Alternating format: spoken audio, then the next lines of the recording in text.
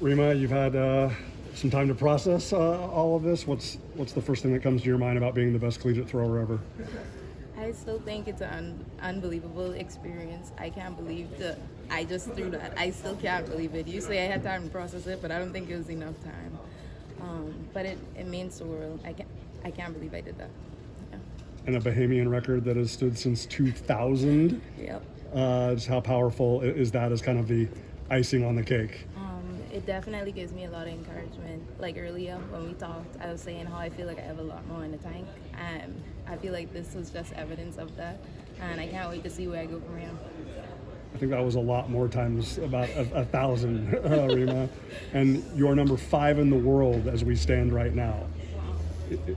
Is that beyond surreal? Yes, it is. I really don't have any words for this experience. Even when the javelin landed, I just was so happy that I saw it went over the 60-meter line. I just didn't know how far. And then when I saw the distance, I freaked out. I just was explaining to someone, I don't remember the last time I freaked out for a throw like that in a long time. What did it mean to hug that lovely Canadian over there? I'm so proud of her, hug, making it to nationals, and then coming out here and PR. I'd be proud of her. She's amazing. This throw came on the 5th throw, so walk us through the series. How did we get there, and what were some of those things that you worked on to get to that mark?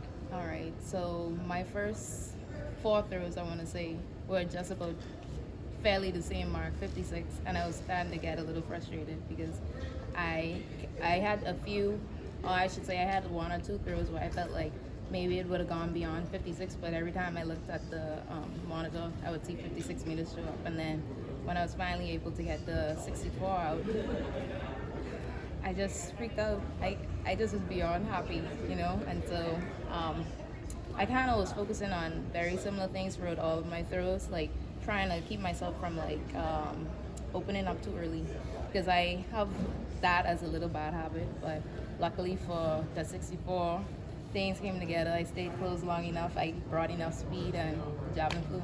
Did tears come down? What was that moment like?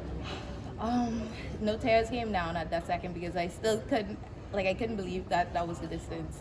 I went over, hugged my coach, hugged my teammate, and as the meet ended, then some tears started coming down when I started talking to more and more people and hugging more people,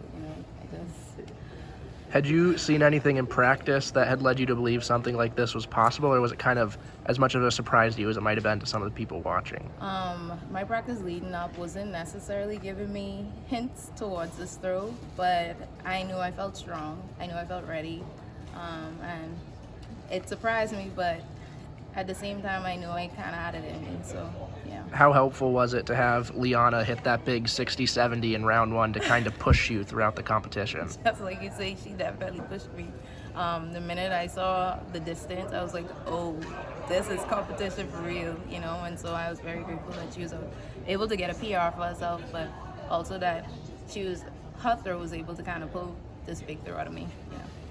One way or another, it all connects back to Texas A&M because obviously, while she's probably wearing your colors now, when Maggie put up that mark, so it's always 6 degrees of the Aggies, right? But just the fact that she set that standard and now you have raised that standard, how meaningful is it for the two of you to share that history? It's so funny because at the beginning of the season, we were talking and she was like, "Rhema, go get my record. You could break it. Go get my record." And since the beginning of the season, I've been obviously having meets where I would say I was kind of getting close, but in my eyes, not close enough. And so today, being able to break the record, and then I know when I eventually see her, she's gonna be happy for me. It means a lot. It's wonderful.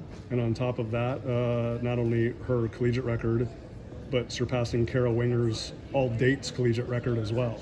To have those two women, that's about as high an honor as it gets.